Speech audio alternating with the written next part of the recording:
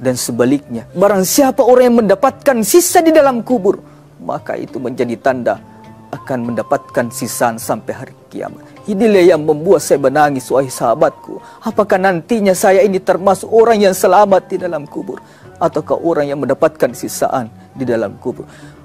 Jamaah pemirsa TV yang dirahmati Allah, ini bisa dijadikan sebagai renungan buat kita untuk selalu mendapatkan semangat untuk melakukan sholat 5 waktu, agar nantinya kita dihindarkan dari sisaan api neraka. Kemudian kemuliaan yang ketiga, kita dapatkan orang yang menjaga sholat 5 waktunya. Wa yu'ti'ullah kitabahu biyabidi. Dia akan mendapatkan kitab amalnya dengan tangan kanannya. Ketika kita mendapatkan kitab amal atau buku amal kita dengan tangan kanan, itu menandakan kita dimasukkan surga Allah Subhanahu wa taala.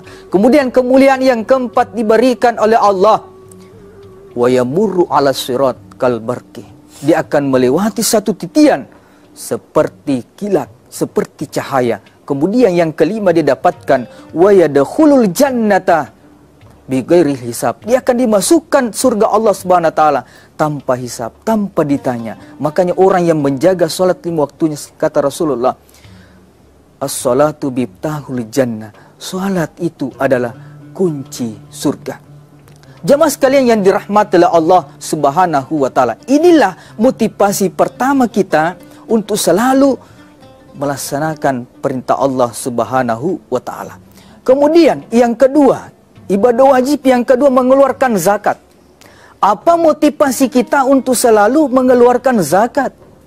Yang pertama, zakat itu makna daripada zakat adalah ziyadah. Artinya bertambah.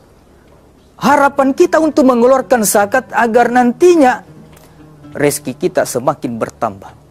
Ketika dalam majelis Rasulullah sallallahu alaihi wasallam, ada sahabat bertanya, "Wahai Rasul, apa yang mesti kami lakukan sehingga rezeki kita semakin ditambahkan oleh Allah?" Pada saat itu Rasul menjawab, "Tanya Utsman." Karena Utsmanlah ini orang yang terkait, yang tersahabat. Utsman menjawab, "Serilah mengeluarkan zakat harta kita." Yang kedua, motivasi kita untuk selalu mengeluarkan zakat. Mari kita dengarkan firman Allah Subhanahu wa taala dalam surah At-Taubah ayat 103. Khudz min amwalihim shadaqatan. Ambillah dari harta mereka untuk dizakatkan. Apa tujuannya zakat itu? Witakhirhum wa tuzakkihim biha. Untuk membersihkan lagi, menyucikan. Jadi tujuan daripada zakat itu untuk membersihkan harta yang kita miliki, untuk membersihkan diri kita ini. Itulah hikmah daripada mengeluarkan zakat, sehingga memotivasi kita untuk selalu mengeluarkan zakat. Kemudian yang ketiga, motivasi kita untuk selalu melaksanakan ibadah di sisi Allah, termasuk amalan sunnah, yakni bersedekah. Apa motivasi kita untuk selalu bersedekah di jalan Allah Subhanahu wa taala? Pertama, firman Allah Subhanahu wa taala di dalam Al-Qur'an, surah Al-Baqarah ayat 261. Madhalul ladzina yunfikuna amwalahum fi sabilillah. Perumpamaannya orang menginfakkan hartanya di jalan Allah, kamazali habbatin ambatas sab'ah sanabila fi kulli sumbulatin mi'atu habbah.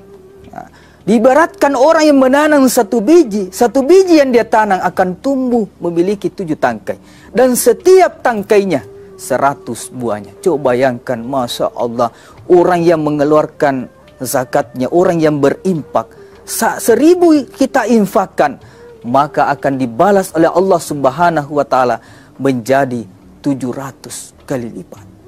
Wallahu yudha'ifu liman yasha. Bahkan bisa lebih banyak daripada itu. Bisa 1000 saja kita infakkan, dibalas oleh Allah Subhanahu wa taala menjadi jutaan, menjadi 100 juta, menjadi miliaran. Tergantung siapa yang dikehendaki oleh Allah Subhanahu wa taala. Maka jamaah sekalian dirahmati oleh Allah, ketika kita bersedekah, makanya kita menginginkan sedekah itu dilipat gandakan oleh Allah Subhanahu wa taala, harus disertai dengan hati yang ikhlas, hati yang tulus ketika kita bersedekah. Jamaah pemirsa TV One dimanapun Anda berada. Kemudian apalagi hikmah daripada orang yang selalu bersedekah? Yang kedua ini adalah kita dihindarkan, dijauhkan dari penyakit. Ketika Rasulullah Sallallahu Alaihi Wasallam ditanya, wahai Rasul, apa yang mesti kita lakukan sehingga dijauhkan dari penyakit oleh Allah Subhanahu Wa Taala? Rasulullah Sallallahu Alaihi Wasallam menjawab, seringlah bersedekah. Dawu mardakum bisedekah. Obatilah orang yang sakit di antara kalian dengan sedekah. Jadi orang yang selalu bersedekah, insya Allah akan dijauhkan dari penyakit oleh Allah Subhanahu Wa Taala. Kalaupun ada penyakit yang diberikan oleh Allah, maka penyakitnya itu menjadi penebus dosa. Maka inilah memotivasi kita untuk selalu bersedekah agar nantinya kita dijauhkan dari penyakit-penyakit oleh Allah Subhanahu Wa Taala. Kemudian apalagi hikmah daripada sedekah ini? Tentunya insya Allah kita akan dijauhkan dari bala oleh Allah Subhanahu Wa Taala. Orang yang rajin bersedekah maka akan dijauhkan dari musibah-musibah yang akan diberikan oleh Allah Subhanahu Wa Taala.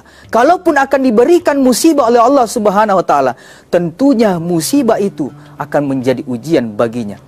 Inilah motivasi kita untuk selalu bersedekah di jalan Allah Subhanahu Wa Taala.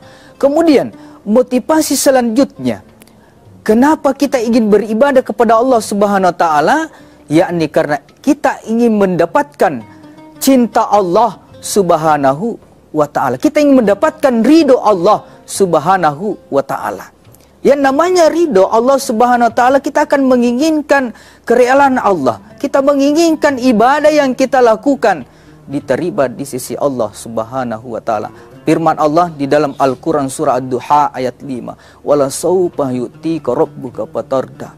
Dan sungguh hendak, niscaya nikmat yang diberikan oleh Allah Subhanahu Wa Taala, karunia yang diberikan oleh Allah Subhanahu Wa Taala kepada kalian, sungguh akan membuat kalian menjadi orang yang puas. Karunia yang diberikan oleh Allah Subhanahu Wa Taala di dalam tafsir Al-Misbah dikatakan bahwa kita akan mendapatkan kebaikan, kita akan mendapatkan kebahagiaan di dunia dan akhirat karena kita menginginkan ridha Allah Subhanahu Wa Taala. Ketika kita beribadah kepada Allah, salat, mengeluarkan zakat, bersedekah dan amalan-amalan lainnya, kita mengharapkan ridha Allah Subhanahu Wa Taala. Tentunya ibadah yang kita lakukan adalah ibadah yang berkualitas, ibadah yang diterima oleh Allah Subhanahu Wa Taala.